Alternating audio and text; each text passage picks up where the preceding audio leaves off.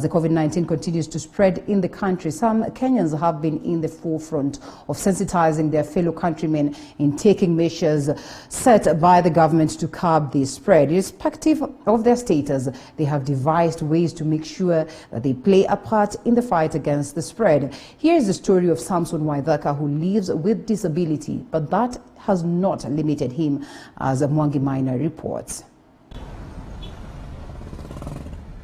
Friday early morning, my colleagues and I make our way to the civil servant area of Kariobangi South, Embakasi West in Nairobi. Our motive is to know about this man. Every day of the week, he is in the Nairobi Central Business District on his bicycle, all decorated with mounted posters that contain messages sensitizing Kenyans on coronavirus. This is the story of Samson Waithaka, a man living with disability and the breadwinner of a young family reeling from the economic ravages of COVID-19. But Waithaka is not too poor to give.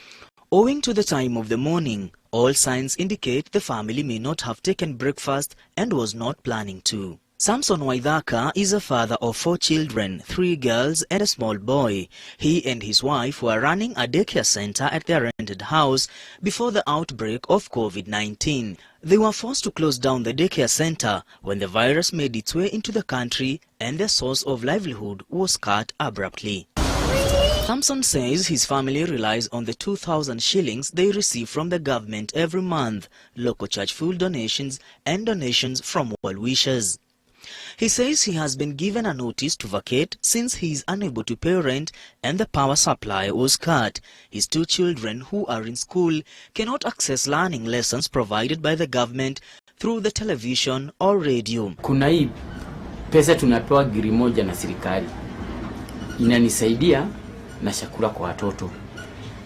Kuna kanisani nilifika nikaitiwa chakula. Jesus Winner ile iko Roysabu. Nimeitwa chakula mara 2. Nikaona hapo ni Mungu. Kama ni simu, niko na kasimu waka kabanda. Mimi sina simu ya touch yenye itaweza wasaidia. So wanakuanga wakistruggle kwa masomo yao, lakini huwa nawasaidia penye ninaweza. But amid all the gloom, Samson still believes he has a calling to sensitize other people against coronavirus. He says his drive does not focus on his disability. What was available for him was this bicycle and some marker pens. He looked for plain papers and he, together with his daughters, wrote messages of sensitizing Kenyans on how to curb the spread of the virus. Today, Samson is planning to tour different estates within Nairobi and hopes that this message catches the attention of many people.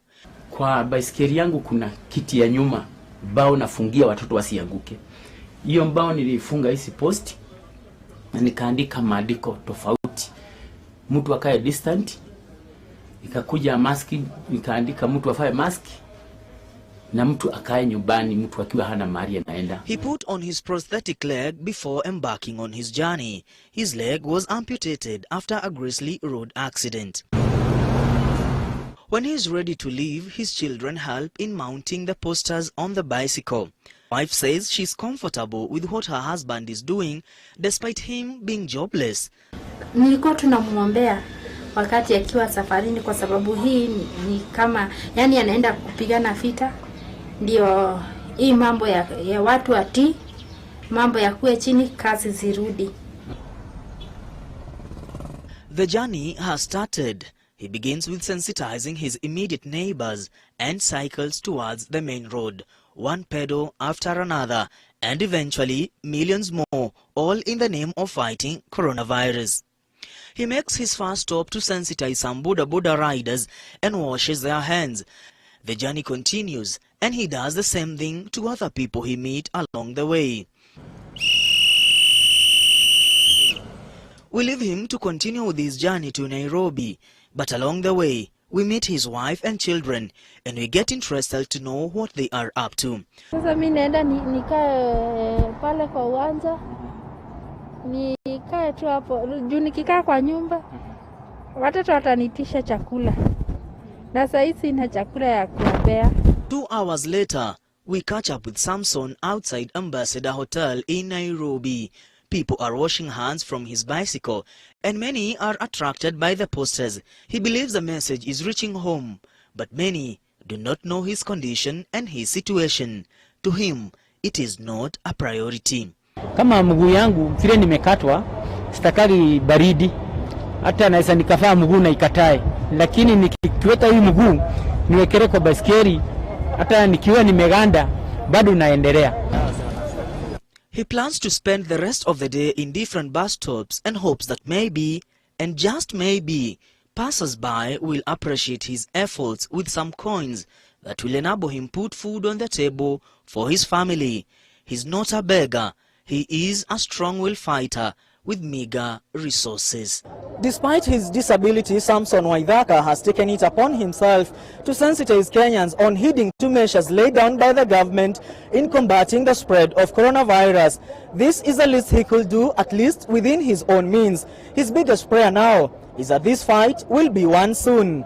Mwangi Maina, TV47, Nairobi. Touching story right there by our very own Mwangi Maina.